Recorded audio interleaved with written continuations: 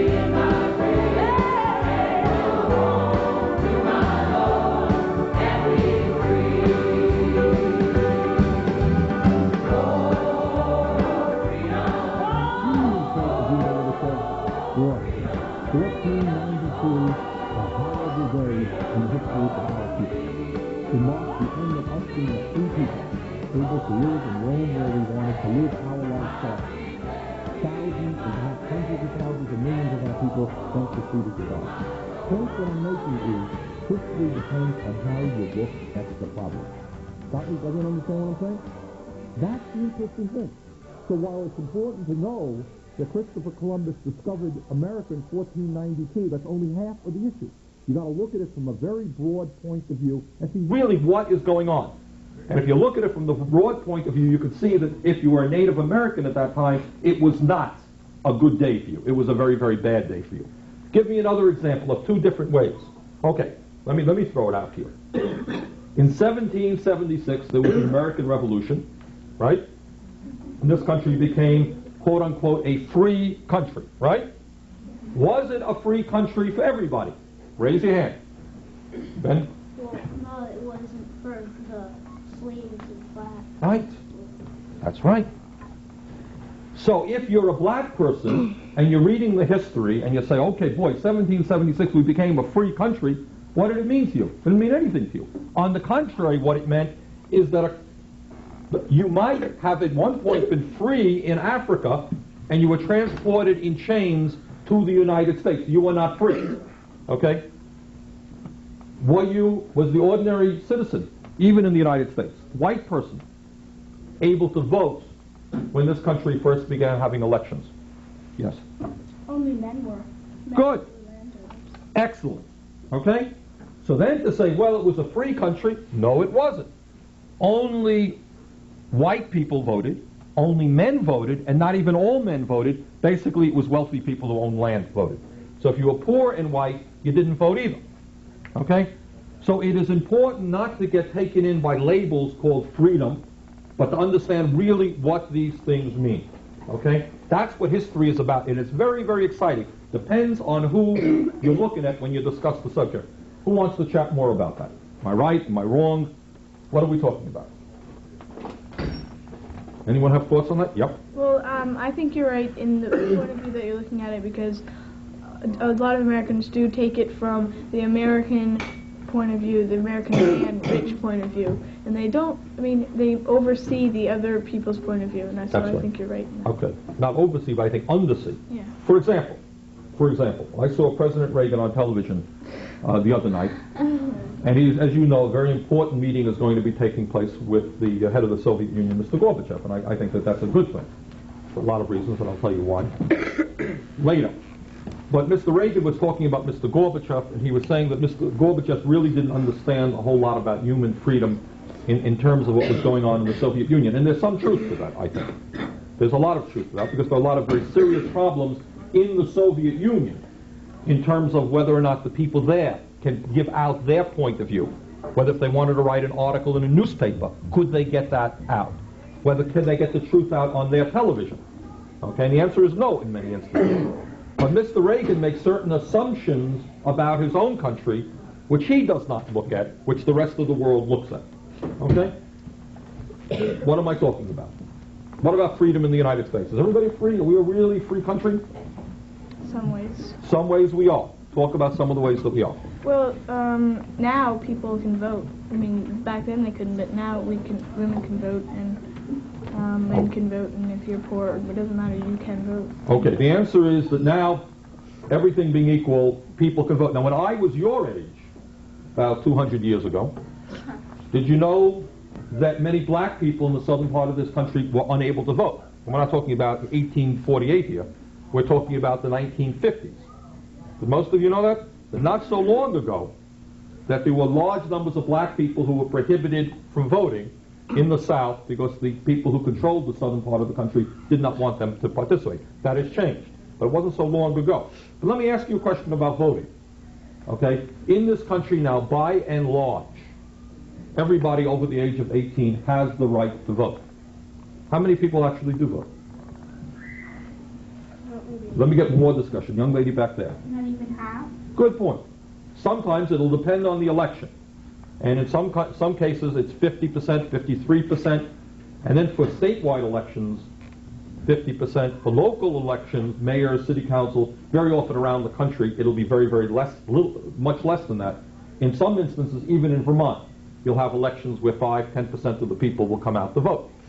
So your point is people do have the right to vote, but yet many people don't exercise that right. Now my question is, why? Why don't people come out and vote? But let me get more discussion. I'd like to hear from people who have not yet talked. Yeah? Sometimes they're undecided, or they just don't really care, or whatever, so they don't want to get involved or something. I don't know. Yeah. I think your point is they're undecided, they don't want to be involved. Yeah? They might think that someone as small as themselves in a huge country wouldn't make much difference. Very good point. I think that is what some people think. Other thoughts, though? Yeah? So sometimes they can take it for granted that they have this right and they don't basically take use of it.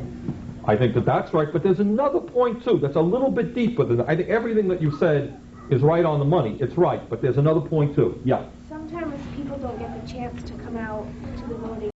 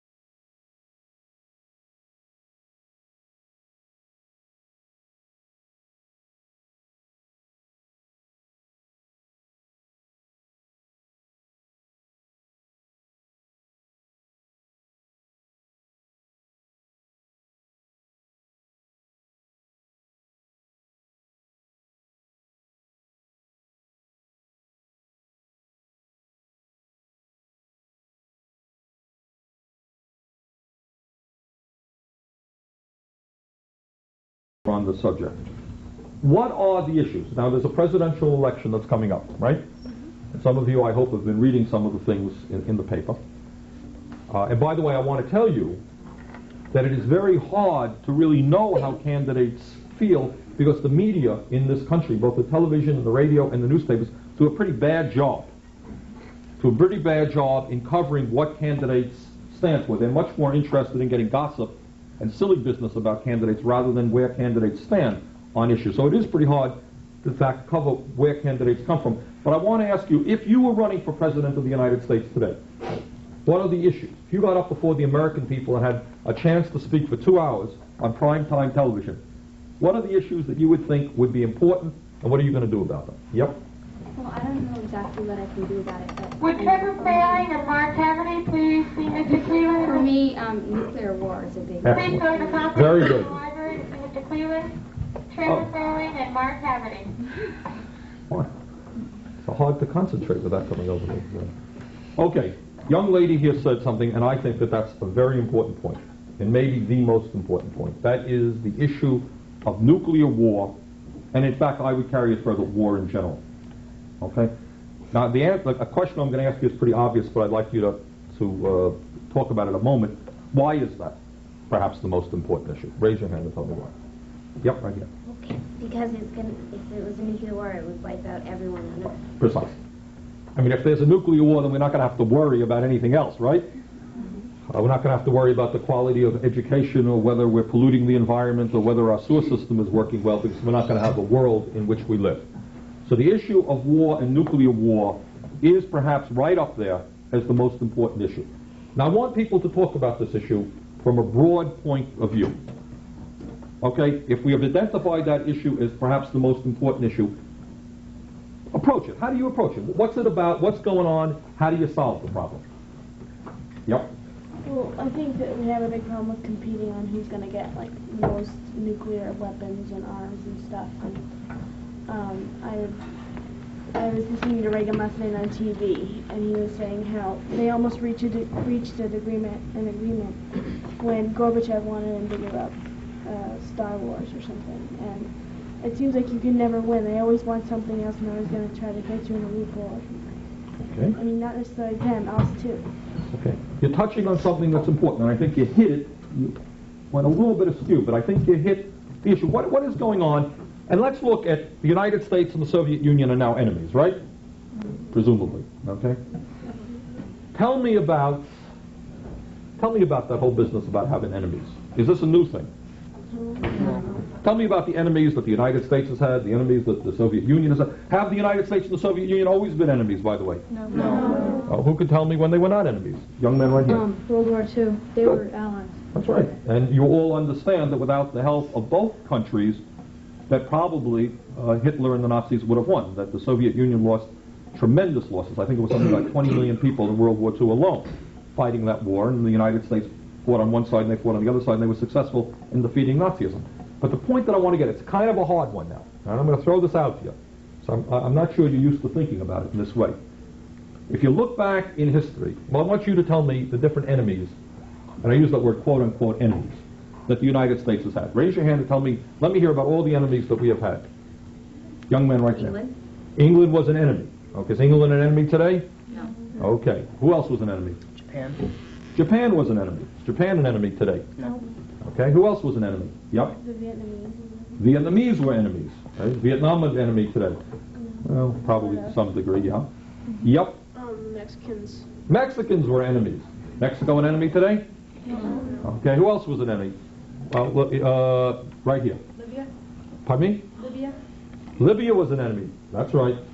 Point is, what would be an interesting assignment someday is that you should get a book, a history book, and you would find that there have been literally dozens and dozens and dozens of enemies. In fact, there is a list here, the beginning of this book, which tells the number of times that the United States sent troops to various parts of the world to protect American interests. In 1852 it was Argentina, in 1853 it was Nicaragua, in 1854 it was Japan, in 1855 it was Uruguay, in 1859 it was China, in 1860 it was Angola, in 1893 it was Hawaii, and on and on and on it goes. Okay? Point being, and now that's the United States. If you look at England, they have had a list of enemies that are a mile long. Soviet Union has had a list of enemies that are a mile long, and people have been fighting wars for several thousand years. and in that process many millions of people have gotten killed. What does that tell you? What does it tell you? Yep. It doesn't prove anything. If all these people are dying, it doesn't come to an end with a certain answer being given. Right. That's one thing it tells you. And if you read the history books, and better yet, you know what one of the most fun things to do, and I don't know if you have that resource in this building, certainly you'll have it at the Fletcher Free Library.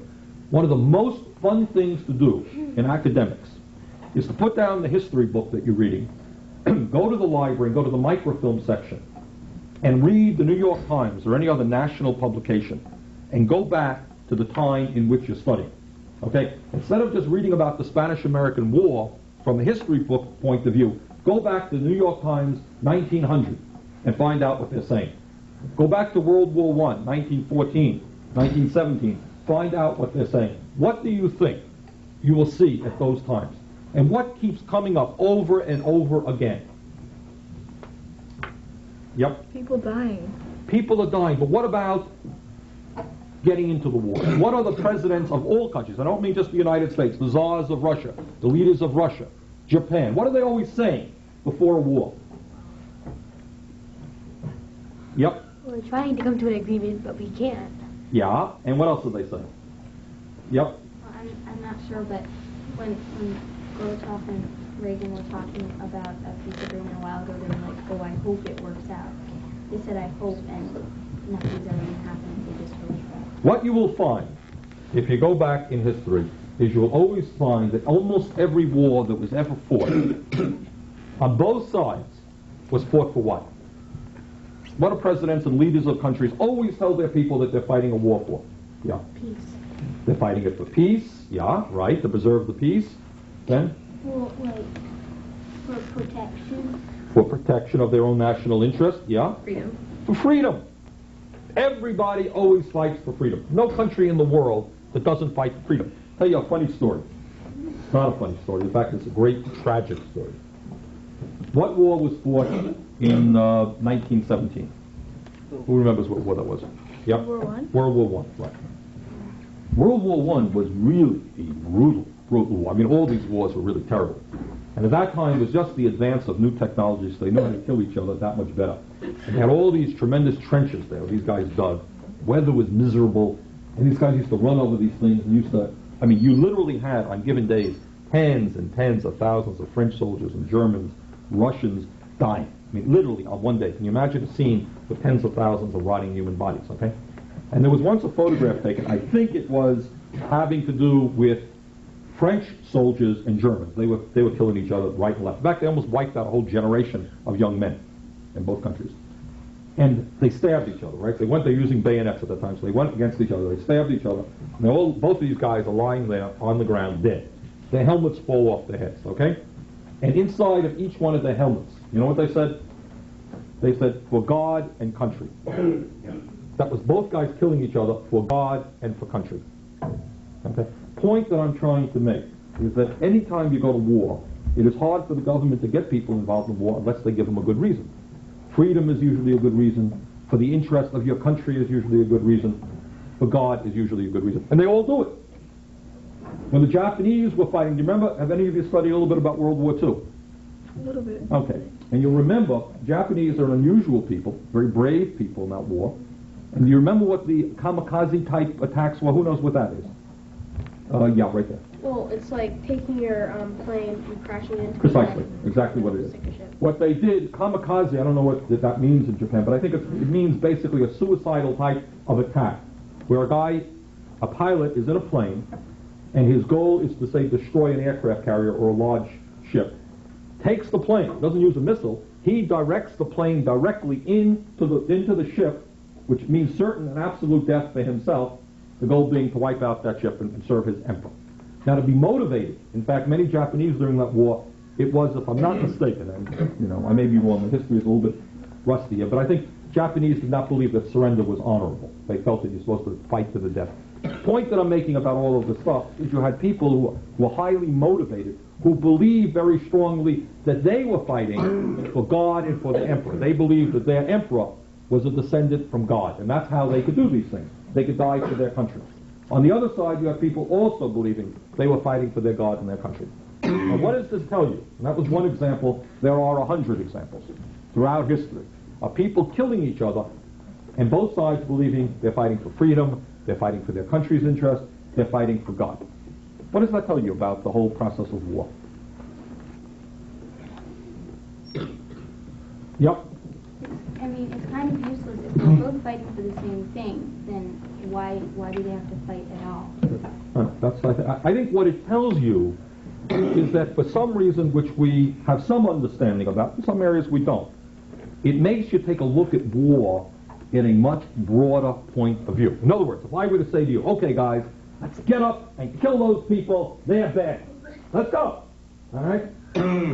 Should you just simply get up and follow me and go out and kill somebody? No. You might want to think about why I am asking you to get up, give up everything you have, give up your families, and risk your life, not only your life, to kill somebody else. So before you get up and go, you should say, hey, wait a minute. Why do you want me to get up and get killed or kill somebody else? What is it? What is it that we're fighting about? Okay. Now, I happen not to be a pacifist. There are a group of people who are pacifists. Historically, the Quaker religion, for example, okay? And they have certain beliefs. But the point that I'm trying to make here is that when wars come, that's essentially what happens. Okay, now if I want you to go to war, what am I going to do? How do I get you involved? How do I get you ready to give up your families, give up your jobs, your wives, your husbands, and get yourself killed and kill other people? How do I do that? Yeah? You kind of tell people that if they don't go, the other people are going to come to them and kill their wives. Good. That's right. One of the things that you're going to be telling your people, this goes on all over the world, you see, is that the other guy, what about the other guy? Is he a nice guy? No. Oh, what does he want to do to you? Kill you. He wants to kill you, and he wants to take over your country, and he wants to enslave you, right? So if you go throughout history, you'll always find, and that's what goes on in all the countries, okay, that the other guy is an awful, terrible guy, and you'll have stories in the newspapers and on television just about how bad and how terrible the other guy is. Correct? Yeah. Okay, what else do you think you'll do? Yep. Well, you would like tell your people about the honorable points. Right. That's right. It's a very good point. In other words, you'll glorify war. And you'll say to people, you'll say, aren't you courageous people? Don't you want to protect your families and your country and the world and the land that you grew up in? Are you afraid? Are you cowards? Come on, are you cowards to go out and get killed? See? And that touches on something very, very deep. And the world spends billions of dollars, not only in the United States, but in Russia they do exactly the same thing. In South Africa they do the same thing. They appeal to people's emotions. The end result is that today, throughout the world, we're spending as a world close to $1 trillion for military weaponry. Now, $1 trillion is such a large sum of money that nobody in this room can even understand what that is about. But what I can tell you it's about is that if that money was spent for agriculture, if it was spent for industry, if it was spent for education, there would not be one person in this world hungry today.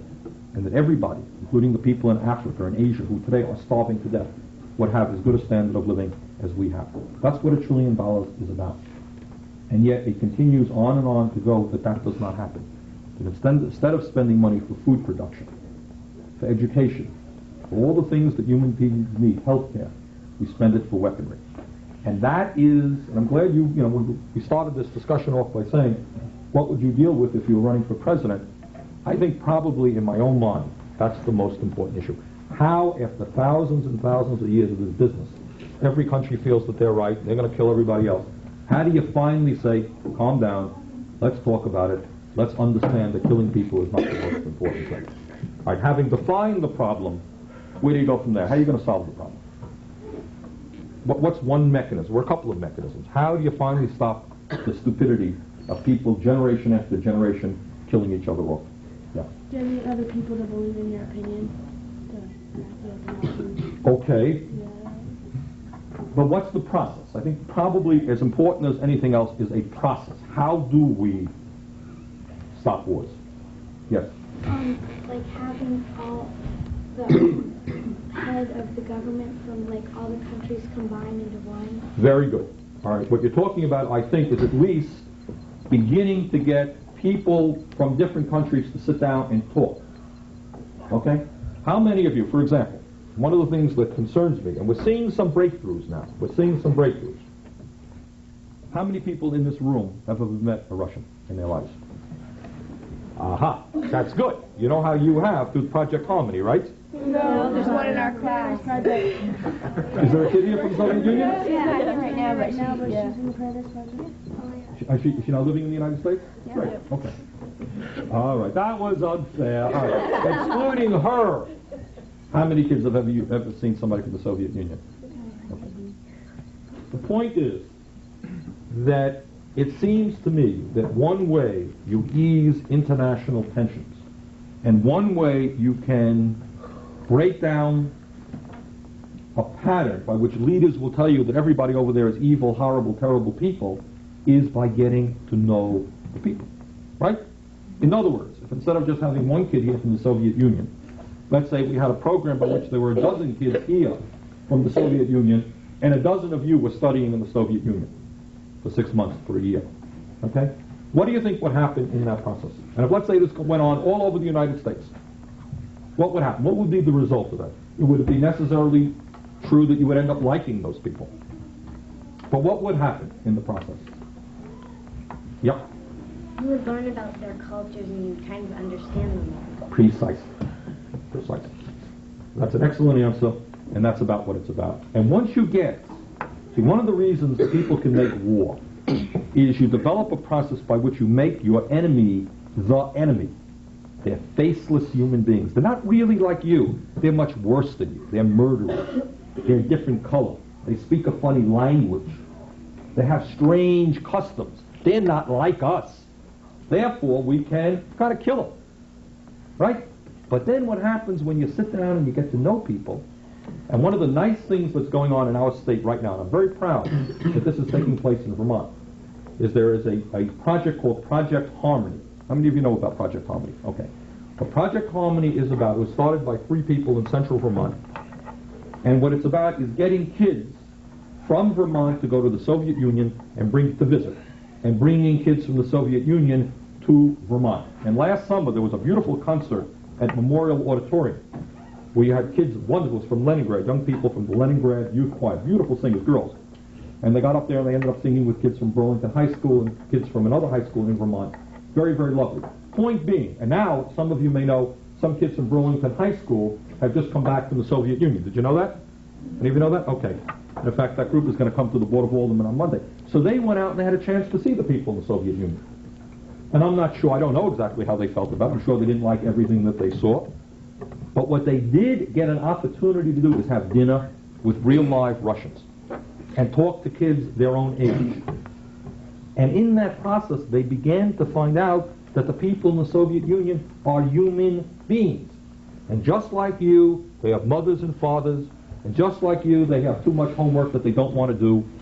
And just like you, they'd rather watch TV than have to study, and all these things, okay? They're human beings. And when you begin to understand that somebody is a human being, the likelihood of you going out and killing them or getting killed by them is that much less. You understand what I'm saying? Does that make sense to people? Or people disagree with me? Well, what can we do? Yeah. Well, I think it was the same problem with the slaves and mortals, that they didn't look at the black people as human beings. They looked at them as black people that had no feelings and had no cares, and all they knew was to work. What you're getting at is a word that I will use, stereotype. What does the word stereotype mean in the context that you're talking about it? Let me get some more hands. There's some kids who have not participated yet. Come on, let's go. Okay, yeah. Stereotype just means that you classify a bunch of people together and they're all the same. Excellent. That's a perfect definition. Give me some examples of stereotypes in terms of nationality. Nationality. Yeah. Like the Polish? Good. People always think of them as like stupid. Excellent. All right. Here's the example. And you guys are very sharp, and I'm very proud that you're as aware of these things as you are.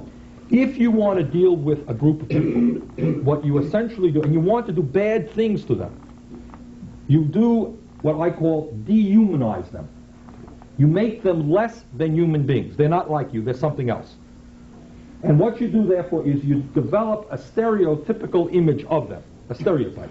Poles. Now, they're Polish jokes. All Polish people are stupid. Essentially is what is at the heart of that joke. Okay? What about black people?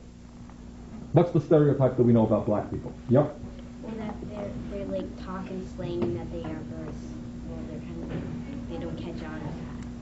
Okay, well, let me even go further. When I was a kid, and this thing is gone, it's interesting to see how fast the world changes. Okay? When I was a young person, what we learned is that black people smelled. They had a special odor. Okay? That was what went all around, that black people smelled and they were pretty stupid. But that was before Bill Cosby had a best. At that time, black people were not allowed. Television would not allow black people to host national programs. In fact, there was a singer who basically could not be on a national television program hosted because the South didn't like it at that time. Okay? So black people smell. If the black people smell, my God, why should they have equal rights? All right, what about Jewish people? What's their thing? How are they different than other people? Yep. They celebrate America.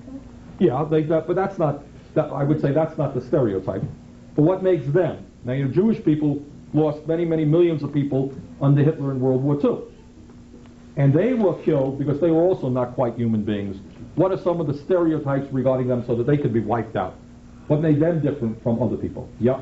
Maybe because they didn't believe in the same things that the Catholic people did. Right. Their religious beliefs were different, but also they were greedy and selfish people. Also had strange sexual habits and so forth and so on. That's what the Jews are. What about the Irish? What do we all know about the Irish? Yep. They're like illiterate and they don't know much and they're just like... And what do they always do? What does everybody know about the Irish? They Get in fights. get in fights because they're drunk. All the Irish people do is drink. That's the Irish. What about the Italians? The Italians are all... What do we know about the Italians? Who can raise your hand and tell me about the Italians? Yeah. They're all greasers. They're all greasers, and they are also... Rocky. Yeah, the Rocky, but they're also mafia people. They're all gangsters, right? All Italians are gangsters, and Irish are drunk, and Jews are greedy, and black people smell, okay? And then the people in the Middle East who have those funny hats, there must be something weird, because the women wear these things around their heads, so they're different than our women. They must be, well, I hate them for that reason. Point being, that if you spend a few hours thinking about it, you can come up with good reasons to show how people deep down are different from each other. And by the way, this goes on in those countries too. They all think Americans, what do they think about Americans? Some of the stereotypes that they'll think about us. Yep. We're all rich and we live in ruins. Precisely. That would be the first one. A, that Americans are all rich. Everybody in this room, millionaires. We're all like, you ever see the program Dallas? Yeah. Hey, we're all J.R. Ewings here. No problem. That's what they think about us. Yeah. All our kids are punks. All the kids are punks. Also, yeah. Now we're stuck up. That's right. We're the ugly Americans. Okay, that means that when our people go abroad to Europe, we're above everybody else. Or else, if they want to put our country down, what might be some of the stereotypes? Other things. Probably that everybody lives out on the street. Anybody here live in a house? Yeah. Well, there are some people in the world who would be shocked to know that you live in a house, because they think all Americans are now sleeping out on the streets. Or that everybody in America is a racist and hates black people. In other words, each country in the world develops their own stereotypes about other people. Every country does that. And when you do that, then you don't have to deal with Irish people or Jewish people or black people or Russians as human beings. Hey, we know they're all, then you fill in the label. Greedy, smelly, dirty, they like killing people, whatever it is, okay? And the main point out of all of this is that it seems to me that war is not going to be stopped until all over the world people begin to sit down and look at people as human beings.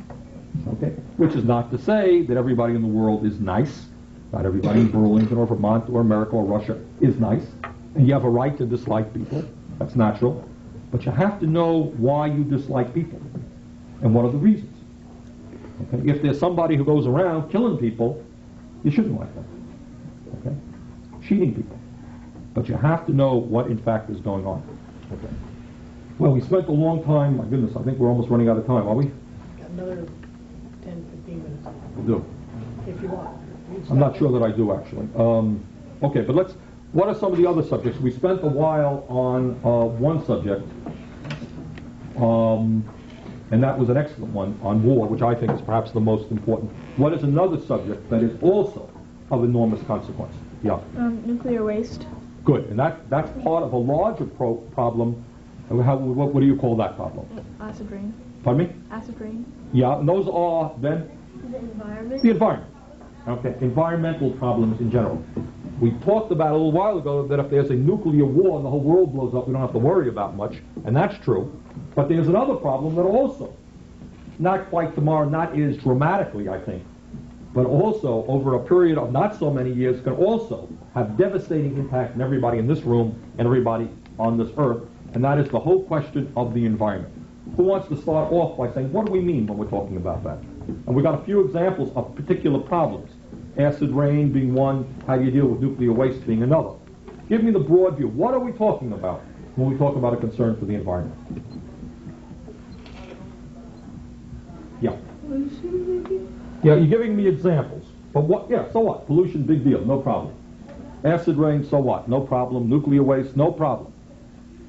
What are we talking about? Yeah. The destruction of the environment? All right, but go a little bit deeper. I don't know what you mean by that. Yes, that's what we are talking about. But what? So what? The environment is destroyed. Big deal. Is that a problem? Yes. Why is it a problem? Guy behind you. Yeah. I'm sorry, I had something else. Yeah. Because if pollution kills off a certain species, that will kill off another species who needs that one, and then all of us, the whole system will. Excellent. Why? Because we all depend on it. Excellent. That is an excellent explanation.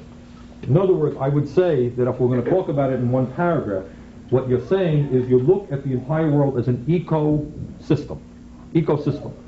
And that basically means what you said, is that everything is related to everything else. For example, some of you may have seen, there were some articles in the newspaper recently about the destruction of the ozone layer and the fact that the climate, the temperature on Earth may rise a few degrees. Is that significant? Does that just mean that the summer will be a little bit warm, we can go swimming another day or two? Ben? Well, it's not, it doesn't seem significant, but if it gets like hardly any warmer, the polar ice caps could melt and like flood the oceans. Precisely. And flood us.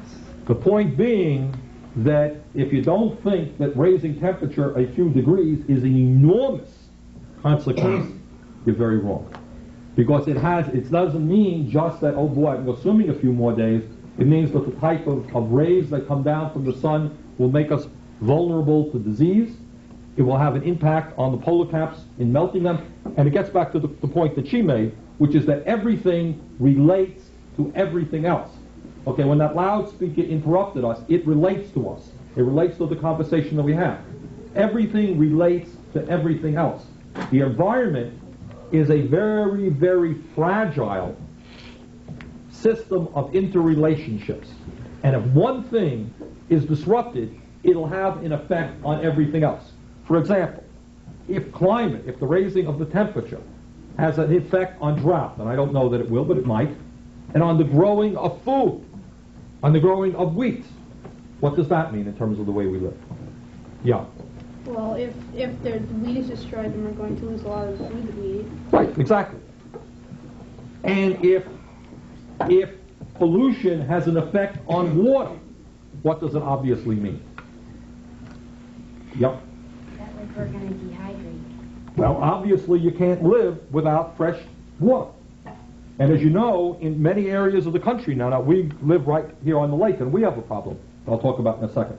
But in many areas of the country now, water, we take water for granted. It's not a big deal.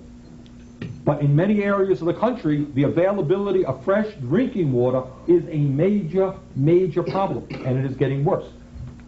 Okay? So just as we understand that a nuclear war makes every other discussion irrelevant, so I think we have got to pay strong attention to the environment. Now, what has been happening? Why, in the last 20 years, has there been much more consciousness regarding the environment? Has there always been a concern? Would you say, as serious a concern 500 years ago as it is today. Let me give you some new, okay, yeah. Well, technology has gone up so much, and there's more waste being dumped all over the place. Excellent. And you can start to see it in some of the plants and stuff. Very good. That's pretty much the right answer, I think. In other words, 500 years ago, let's say when the Indians lived in this country without the settlers coming, were there major environmental problems? I would say probably not for a couple of reasons. First of all, there were much fewer people, okay? And second of all, the level of technology, the ability to alter the environment was much less.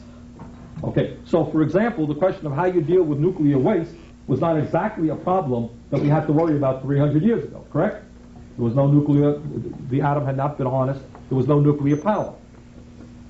So what ends up happening is that as technology advances, and as technology does good things for human beings, on the other side of the coin, there are also negative impacts. And what you have to weigh as we go forward is the new advance, are the new advances worth it? For example, it's a lot of fun to get into an automobile, right? And in 45 minutes you could be down in Montpelier. That's great. But what are you doing when you drive the car? What's the negative of that? Let me get some more hands. Not everybody has participated. This young lady here. Most of the pollution is coming out of the car. That's right. And obviously the concern is not one car, but it's millions of cars, right? In other words, if one of you made a sound and went like this, would not be a problem. Everybody does it together, you got a real noise. Millions of people do it, you have, very loud noise. One car, not a problem. What happens in areas like Los Angeles right now? Who can tell me that? Let me get some new hands. You all know the answer to that. Yep? Big fogs of pollution come in. That's right. So in Los Angeles, if I'm not mistaken, every day they say, the temperature is 83 degrees, the smog is whatever it is. The air quality is. By now, the air is in such bad shape, they tell people who have heart problems that they can't go out and so forth. Okay. So that becomes a very, very interesting question. For example, if you take things like pesticides. Pesticides by which insects can be killed are helpful to farmers who are growing crops. Kills the pests, kills the insects, they can have good crops. What's the negative side of that? Let me get some new hands. Yep. Well, there's a lot of animals that are dependent on the insects that are dying. That's right. And what else? Yep. Poisons us. That's right. It's great that the insects can't eat the orange. What happens to us? In fact, there's a film that was put out recently about grapes in California. And the workers there, the farm workers who have to gather the grapes, are very nervous that their people are getting sick because that insecticide is getting into their system. And also, it could well be on the grapes that we eat. So here's an example where they're growing beautiful grapes. The grapes look very nice. They look nice. But they may not be quite so good for us or for the people who do the work in harvesting those grapes. Point being that it ain't an easy, there are no easy answers to that one. But I don't think anyone thinks that we should ban all automobiles tomorrow, etc. But, question is, if you want to maintain a decent standard of living for people, okay, which you do, that's certainly a goal of civilization, how do you do it in a way which doesn't make people sick or cause the destruction of the environment? And there are some good people who are working on that problem, not enough people. Not enough people. And it's complicated by very often that the people who own the technology are really primarily interested in making money. So the people in California who are manufacturing the grapes really don't care all that much about the workers or necessarily about us who eat the grapes. Their goal is to get a good product that they can make money on. And very often they'll lie about the dangers of what's going on. For example, cigarette smoking. Perfect example. Okay? I trust that everybody in this room understands that cigarettes are very bad things. They really are. Not only do they cause cancer over a period of years, they cause a number of other diseases. And yet, I think the full truth about what cigarettes are about has not even yet come out, although we're much more aware of it than we were in the past, because some people make a whole lot of money. Tobacco companies are doing very, very well in selling cigarettes. Okay? All right, I think I'm going to have to get going soon. We've got to get back to City Hall. But I think we've touched upon two issues. And I really, really, really want to tell you that I'm very proud of the level of discussion that we've had. I think you guys are thinking on your feet, and that's good. The solutions are not easy, and it is important. Sometimes people, when we talk about issues that we're talking about now, people say, this is depressing, Oh, let me turn on the television and watch Miami Vice. That's a much nicer thing than having to worry about these problems. And I think a lot of that goes on in our own country because the problems are so serious that it's easy to run away from those problems, you know? Much easier to sit in front of the tube for 8 hours a night and not think about them, right? But that's not what intelligent people should do. And you're intelligent people. So I don't know that there are easy answers, but I think one thing that we have going for us is that humanity has a certain spirit, a desire to persevere and to maintain a life, to maintain its life. So I think we can solve the problems. I think in some ways, in terms of both the war and peace issue, the fact that Gorbachev will be in Washington next week meeting with Reagan is a significant step forward in bringing two superpowers together. The fact that there are now articles and that the growing consciousness about the environment suggests that people are more and more concerned about it. And we've got to do more about these things. But ultimately, what it means is if you're going to be a good citizen, in the deepest sense of the word, you're going to have to think about these issues, you're going to have to study these issues, you're going to have to discuss the issues, you're going to argue about the issues, you're going to have to be involved in politics, because that's ultimately what this thing is about too. Okay? So I'm going to go now, but I do want to say that I'm very delighted at the level of your consciousness on these issues and your ability to discuss it. And sometime, if you would like to drop into City Hall and find out more about what's going on in the city, because we really did not get into some of the issues that affect our own city, which I would like to at some other point talk to you about. So I enjoyed the opportunity of being here and look forward to seeing you again. Thank you.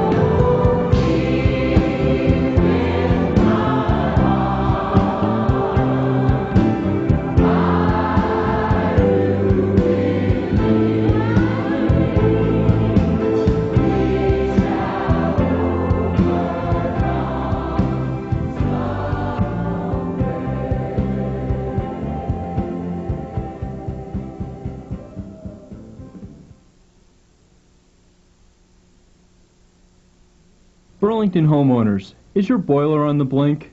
Does your roof leak? The newly expanded Home Improvement Program provides low and no interest loans for many kinds of home repairs and improvements. The program is now available to eligible households on a citywide basis. CEDO offers complete project planning and supervision. For more information, call Tom Dillon at the CEDO office, 658-9300, extension 197. We can make it happen for you. You may know how to read, but is it enjoyable? Have you had the pleasure of opening a good book, keeping up with your local affairs, sharing what you've learned with your friends or with your children? If you're missing out, you don't have to. Learn to read for enjoyment. Find out what's going on and make up your own mind. Join the A-Team for New Readers at the Fletcher Free Library. Call 863-8307 today. Read and take off. Keep your child healthy at the Community Health Center. From regular physicals to vaccinations to treatment of childhood diseases, the Community Health Center provides comprehensive medical services at prices you can afford. Find out about our free well child visits. Call us now for an appointment, 864-6309. the Community Health Center in Burlington, we can take care of you and your children. We want people to stop right on red.